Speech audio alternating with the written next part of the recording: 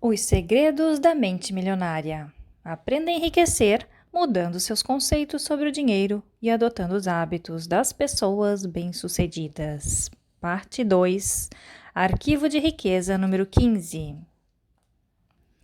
As pessoas ricas põem o seu dinheiro para dar duro para elas. As pessoas de mentalidade pobre dão duro pelo seu dinheiro. Se você é como a maioria das pessoas, cresceu programado para acreditar que tem que dar duro para ganhar dinheiro. São boas as chances, porém, de que tenha sido criado sem o condicionamento de que tão importante quanto isso é fazer o seu dinheiro dar duro para você. Não resta dúvida de que trabalhar muito é importante, mas somente isso nunca o tornará rico. Como eu sei disso? Observe o mundo real. Existem milhões, não, bilhões de pessoas que se matam de trabalhar, suam a camisa durante todo o dia e até a noite. São todas ricas? Não. A maioria delas vive na pindaíba, ou quase lá. Por outro lado, quem você vê flanando pelos clubes de alta classe de todo o mundo? Quem passa as tardes jogando golfe ou tênis e velejando? Quem curte os dias fazendo compras e as semanas gozando férias? Os ricos, é claro. Portanto, vou ser direto. A ideia de que é necessário trabalhar duro durante toda a vida para ficar rico é besteira. Um antigo ditado propõe R$ 1 de trabalho por R$ 1 de salário. Não há nada errado com esse provérbio, exceto que ele não diz o que fazer com esse R$ 1 de salário. Saber que destino dar a essa quantia é o que permite passar do trabalho duro para o trabalho inteligente. Os ricos podem viver os seus dias se divertindo e relaxando porque trabalham de maneira inteligente.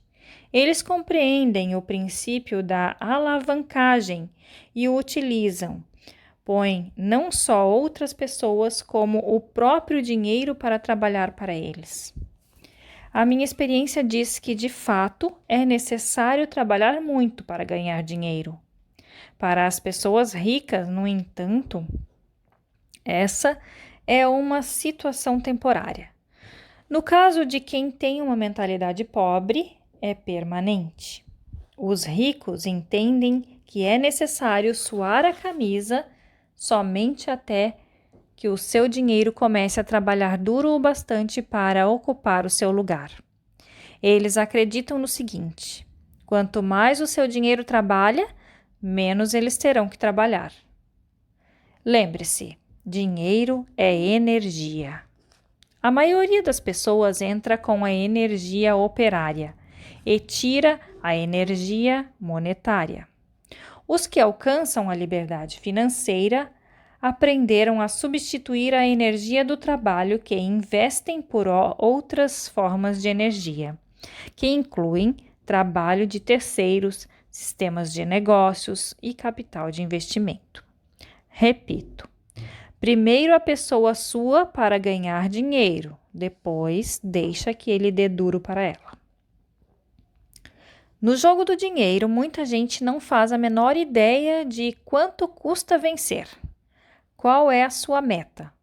Quando você vence o jogo?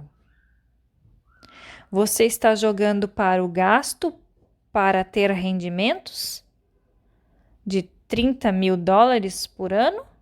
Para ficar milionário ou para se tornar um multimilionário? O objetivo do jogo do dinheiro que ensino é nunca ter que trabalhar novamente, a não ser que você deseje fazer isso. E neste caso, que seja por opção, não por necessidade.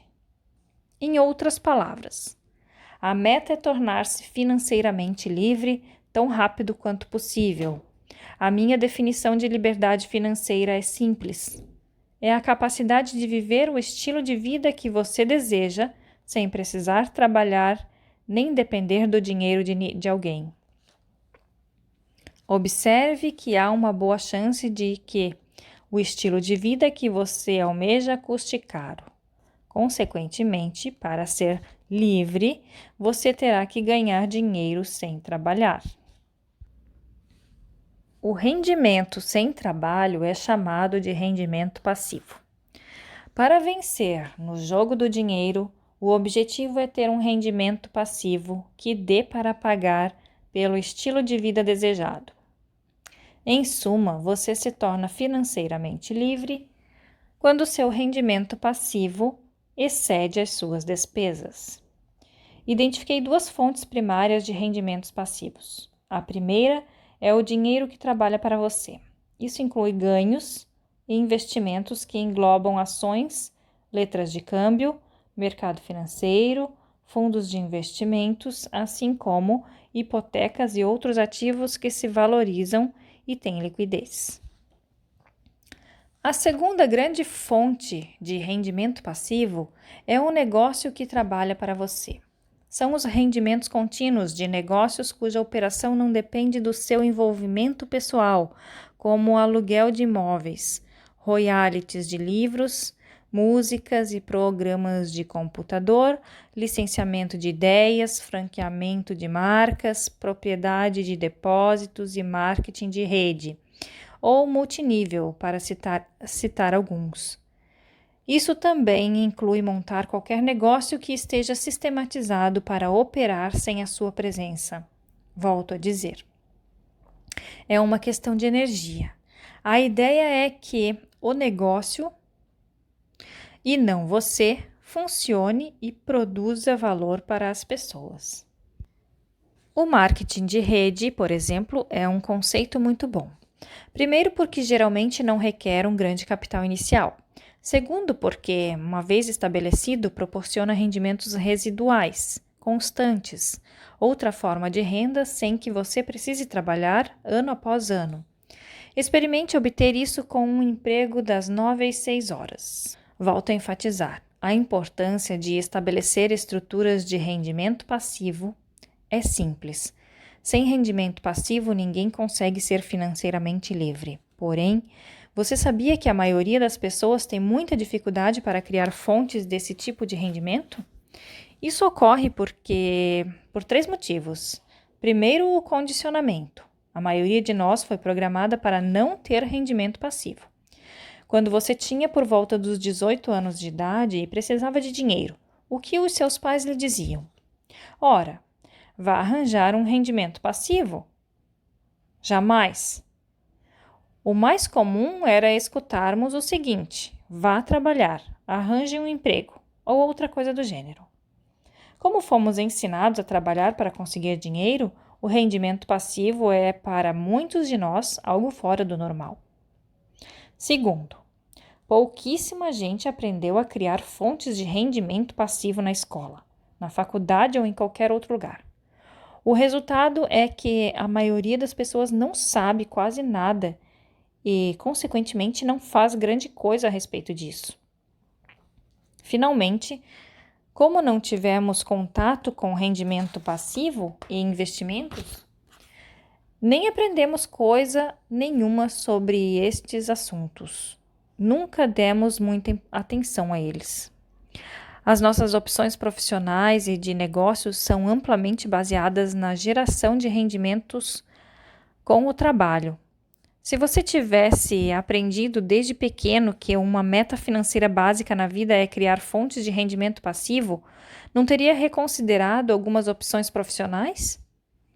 Sempre recomendo às pessoas que escolham um negócio em que a geração de fluxo de rendimento passivo seja natural e relativamente fácil. Quando elas estão atuando num campo que não propicia isso, a minha sugestão é que mudem de área ou de atividade. Isso é importante, sobretudo numa época em que muitos profissionais são prestadores de serviços pessoais e têm, portanto, que estar presentes para ganhar dinheiro. Não há nada errado em estar no ramo de serviços pessoais, a não ser o fato de que, se a pessoa não montar o seu próprio cavalo de investimento bem cedo e cavalgar excepcionalmente bem, ficará presa na armadilha de precisar trabalhar para sempre. Optando por negócios que, a curto ou longo prazo, produzam rendimentos passivos, você terá o melhor dos dois mundos: rendimentos ativos agora e rendimentos passivos no futuro. Consulte as opções de negócios geradores de rendimento passivo que apresentei alguns parágrafos atrás. Infelizmente, um grande número de pessoas tem um modelo de dinheiro programado a favor do rendimento ativo e contra o rendimento passivo. Se é o seu caso, procure mudar essa atitude radicalmente para que a obtenção de rendimentos passivos substanciais seja algo normal e natural na sua vida. As pessoas ricas pensam a longo prazo. Elas equilibram os seus gastos e prazeres de hoje com os investimentos necessários para a liberdade de amanhã. Os indivíduos de mentalidade pobre pensam a curto prazo. As suas vidas são governadas pela satisfação imediata. Eles usam a desculpa: como posso pensar no amanhã se mal consigo sobreviver neste momento? O problema é que, no fim das contas, o amanhã se torna hoje. Quem não cuidar do problema agora dirá a mesma coisa de novo amanhã. Para aumentar a sua riqueza futura, você terá que ou ganhar mais ou gastar menos. Não vejo ninguém com um revólver apontado para a sua cabeça e determinando em que casa você deve morar, que carro deve ter, que roupas deve usar ou que comida deve comer. Você tem o poder de fazer escolhas. É uma questão de prioridades. Quem pensa pequeno opta pelo agora. As pessoas ricas preferem o equilíbrio. Veja o caso dos meus sogros. Durante 25 anos, os pais da minha mulher foram donos de uma loja de conveniência. A maior parte da sua receita provinha da venda de cigarros, barras de chocolate, sorvetes, chicletes e refrigerantes. A venda média era de menos de $1. Em resumo, estavam no ramo dos centavos de dólar. Ainda assim, eles poupavam a maior parte do seu dinheiro, não comiam em restaurantes, não compravam roupas caras e não tinham carro do ano. Viviam de modo confortável, mas modesto, e pagavam a sua hipoteca. Chegaram a adquirir metade do mercado onde a loja estava situada. Poupando e investindo centavos, o meu sogro conseguiu se aposentar com 59 anos de idade. Detesto ser obrigado a lhe dizer isto, mas, quase sempre, comprar coisas para o prazer imediato não passa de uma tentativa fútil de compensar a insatisfação com a vida.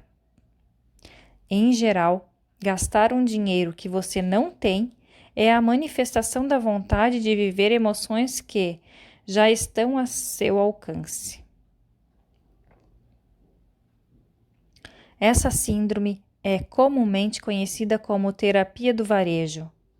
O gasto excessivo e a necessidade de gratificação imediata têm pouco a ver com o que você está efetivamente comprando e tudo a ver com a falta de satisfação na sua vida. Mas é claro que, se o seu gasto excessivo não for motivado por suas emoções imediatas, ele provém do seu modelo de dinheiro. Natalie, outra das minhas alunas, me disse que os seus pais eram o máximo em termos de avareza. O pai tinha um carro velho, de 15 anos, enferrujado, e ela sentia vergonha de ser vista nele, principalmente quando a mãe ia buscá-la na escola. Sempre que entrava no automóvel, rezava para que ninguém estivesse olhando. Nas férias, a sua família nunca se hospedava em hotéis e pousadas, nem viajava de avião.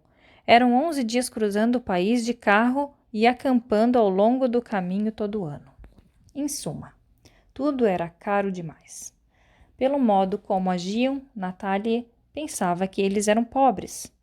mas o pai ganhava 75 mil por ano, dólares, o que na época lhe parecia bastante dinheiro. Ela ficava confusa. Por odiar a sovinice dos pais, Natalie tornou-se o oposto deles. Só queria o que fosse caro e de primeira qualidade. Quando começou a ganhar o seu próprio sustento e foi morar sozinha, torrou sem perceber todo o seu dinheiro e muito mais. Natalie tinha cartões de crédito, cartões de afinidade e muitos outros. E abusou de todos eles até não conseguir pagar nem sequer as prestações mínimas. Nessa época, ela se inscreveu no seminário intensivo da mente milionária. Segundo as suas próprias palavras, foi o que a salvou. Na sessão em que identificamos a sua personalidade de dinheiro, toda a vida de Natalie mudou. Ela entendeu por que gastava tanto. Era uma forma de ressentimento contra os pais por serem tão sovinas. E também para provar a si mesma e ao mundo que não era tão unha de fome quanto eles. Natalie diz que, desde que fez o curso e alterou o seu modelo, não teve mais ânsia de gastar com coisas sem sentido. Ela nos contou que certa vez caminhava por um shopping center quando viu, na vitrine de uma de suas lojas favoritas, um lindo casaco de couro marrom claro. Na mesma hora, a sua mente disse: "Este casaco ficaria ótimo em você. Combinaria muito bem com o seu cabelo louro.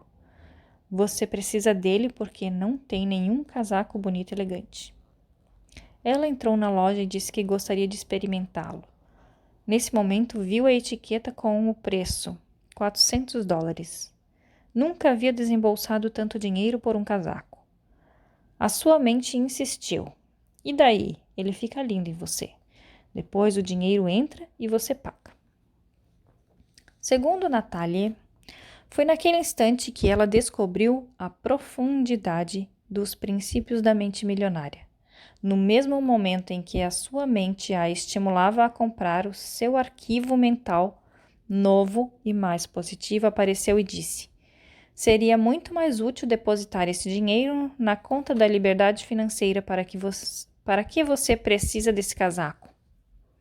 Você já tem um em casa e ele ainda está muito bom." Ela decidiu então suspender a compra até o dia seguinte, em vez de fazê-la na hora, como de costume, e não voltou mais à loja. Natalie observou que os seus arquivos mentais de gratificação material tinham sido substituídos por arquivos de liberdade financeira.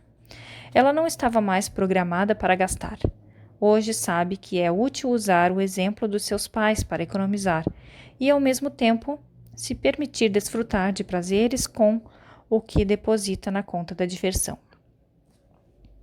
Algum tempo depois, Natalie fez com que seus pais participassem do seminário para que passassem a agir de modo mais equilibrado.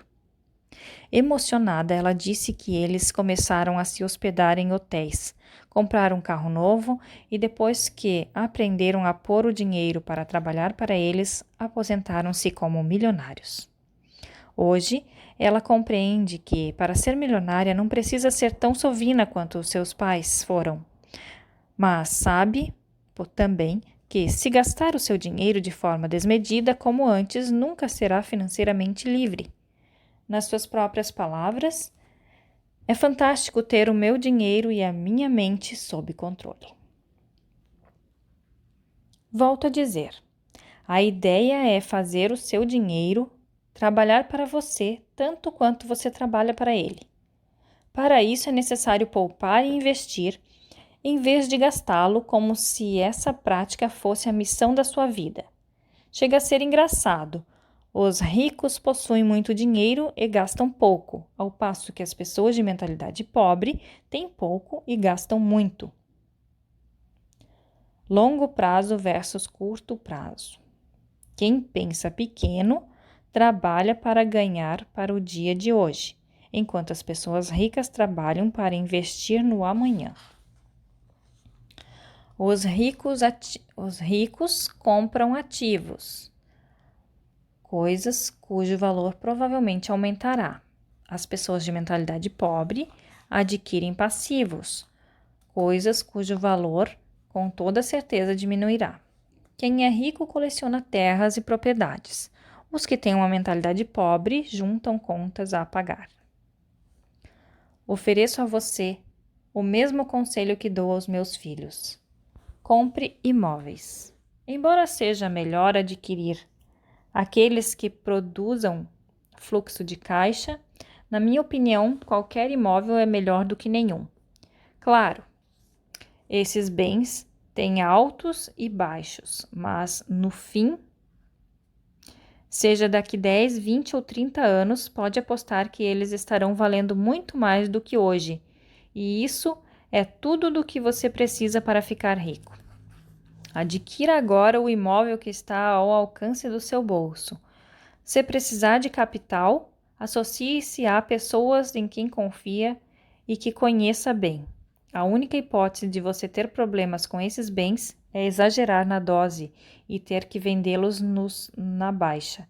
Mas, se seguir o meu conselho anterior e administrar corretamente o seu dinheiro, a probabilidade de isso acontecer é muito pequena. Como diz o ditado, não espere para comprar imóveis, compre imóveis e espere.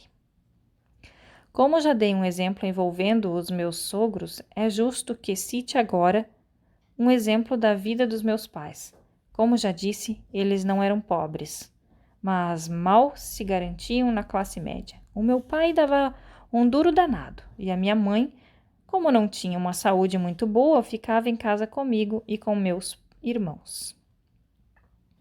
Muito cedo, meu pai percebeu que todos os construtores para quem trabalhava construíam em terrenos que haviam comprado muitos anos antes. Observou ainda que todos eles ficaram extremamente ricos. Então, os meus pais, que também poupavam centavos, juntaram o suficiente para adquirir um terreno de 12 mil metros quadrados a cerca de 32 quilômetros da cidade onde morávamos. Custou-lhes $60 mil. 10 anos depois, um empreendedor decidiu construir um shopping horizontal na propriedade. Os meus pais venderam por $600 mil. Descontado o custo inicial, essa operação lhes deu um rendimento médio anual de $54 mil. Hoje eles estão aposentados e vivem confortavelmente. Mas eu aposto que, sem a compra e venda dessa propriedade, estariam até hoje na corda bamba. Felizmente, o meu pai percebeu o poder do investimento e principalmente o valor do investimento em imóveis. Agora você sabe por que eu coleciono terras. Enquanto as pessoas de mentalidade pobre veem cada real como um dinheiro a ser trocado por algo que querem imediatamente, os ricos consideram cada real que possuem uma semente a ser plantada, para render outros 100, que podem ser replantados para render outros 1000 e assim por diante. Pense nisso. Todo real que você gasta hoje pode lhe custar R$ 100 no futuro. Eu, pessoalmente, considero cada uma das minhas notas de dinheiro um soldado, cuja missão é conquistar a liberdade. Desnecessário dizer que tomo o maior cuidado com os meus soldados da liberdade. Não me desfaço deles de modo fácil nem rápido. Princípio da riqueza. Os ricos consideram cada real que possuem uma semente a ser plantada para render outros 100, que podem ser replantados para render outros 1000 e assim por diante. O segredo é instruir-se. Aprenda sobre o mundo dos investimentos. Familiarize-se com os vários tipos de investimento em instrumentos financeiros como imóveis, hipotecas, ações, fundos, letras de câmbio, moeda estrangeira, tudo o que esteja a seu alcance. Escolha uma área para se especializar. Comece a investir neste campo e depois diversifique. Em suma, As pessoas que pensam pequeno dão duro, gastam todo o seu dinheiro e precisam trabalhar muito para sempre. Quem é rico trabalha duro, poupa e investe o dinheiro para nunca mais ter que trabalhar. Declaração. O meu dinheiro trabalha para mim e se multiplica. Eu tenho uma mente milionária. Ações da mente milionária. Número 1. Instrua-se. Assista aos seminários sobre investimentos. Leia pelo menos um livro sobre esse assunto por mês, além de revistas e jornais do setor financeiro como Exame, Isto é Dinheiro, Gazeta Mercantil e Valor Econômico. Não estou lhe dizendo para seguir todos os conselhos dados por essas publicações, mas que se familiarize com as opções financeiras que encontrará. Escolha uma área para se especializar e comece a investir nela. Número 2. Mude o foco do rendimento ativo para o passivo. Relacione pelo menos 3 estratégias com as quais você pode obter rendimentos sem trabalhar, seja no campo dos negócios ou na área de investimentos. Comece pesquisando e depois entre em ação com essas estratégias. Número 3. Não espere para adquirir imóveis. Compre-os e espere. Aqui é Elis Oliveira e esta foi mais uma leitura extraordinária do livro Os Segredos da Mente Milionária, de T. Harv Eker. Gratidão. Namastê.